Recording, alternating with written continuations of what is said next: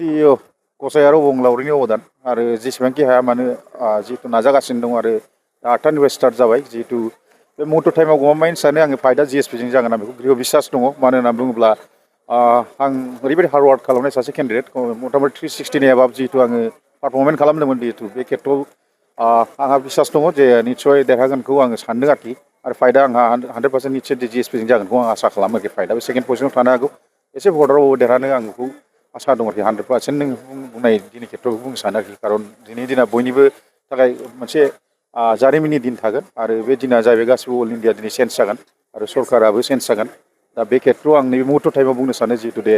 आंनि नैबे public relation party नेतृत्वनि गेजेराव जि जाहाजनि सबियाव बिपुल भटआव जिहेतु साइलेन्ट भटारखौ आं खोनानो मोनदों बायदिब्ला जिहेतु गोबाङैनो गोलैदों आरो बे साइलेन्ट भटारानो आंखौ देरहासार खालामगोन आरोखि आं साननाय हनायाव दा बेखौ स्पस्ट बेखौ डाइरेक्टलि बुंनो हानाय नङा खिन्थु गतिके आं मोनसे जिनिसखौ मोनैगौ जे एटलिस्ट गैयाबाबो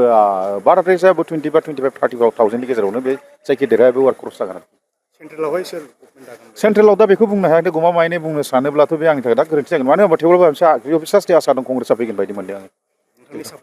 आंनि सापर्टआव बिजेपि आरो कंग्रेसआ बर्तमान बेफोरबायदियाव दा गैथ'आ जिहेतु एज ए केन्डिडेट हिसाबै आं बेखौल' बुंनो सानगोन दा पार्टियाथ' बयहाबो थायो जिहेतु आंनाबो हाइकमान्डनिया माखासे खेत्रआव थाबाय हाइकमान्ड डिसकास खालामनायनि उनाव सोरजों मा सोलिगोन बेखौ बुंगोन आरोखि दा बे खेत्रआव मटर टाइमाव जेबो बुंनो हानाय नङा आरोखि देरहानाय 100%थ' दा बुंनो 100%खौ आं आसा खालामदों मानो होनना बुङोबा जेरखम आं फिल खालामदोंमोन बे पाब्लिकआ गोबां साइलेन्ट भटार आंनि आखायाव गोलैदों होनना मोनथिदों खारन बर'आबो गोबाङैनो गोलैदों आरो बिनि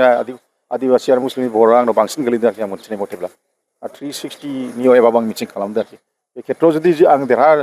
देरहागोनखौ आं निश्चित नुहुरदों आरोखि जुदि देरहागोन ना बेयाव आरो खुनु माबा गैया आरोखि प्रब्लेम जानाय नङा बायदि मोनदों आरोखि आरो माखासे गासिबो गसाइ आरो अबंलावरिनि बे गासिबो अर्डार थाबाय दान थाबाय आरो बेखिनियानो बेखौ आं दा बुंनो थांला बिथांमोनखौ दा नैबे मटर टाइमाव आरो राजनितिक खोथा फैनाय नङा मानो होनोबा दिनै बयनिबो मोनसे गोबां हान्जाया गावबागाव दला साखा बारा दं सोर देरहायो सोर देरहा बयबो मोनसे सिन्था थायोथ' बे खेत्रआव आङो दिनै जेबो बुंनाय नङा आरो नैबे खोथाखौ आं बुंनो सानगोन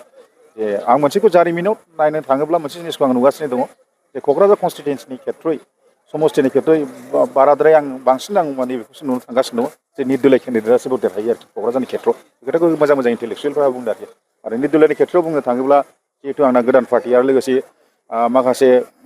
जे पाब्लिक रिलेसन पार्टिया रेजिस्टार जायाखै बेनि खेत्रआव इन्डिपेन्डेन्ट फैदों दा बे खेत्रआव आं जेसेबां खस्थ' खालामदों खिन्थु गुबुन केन्डिडेटआ बेबायदि खस्थ' खालामनो हायाखै आरोखि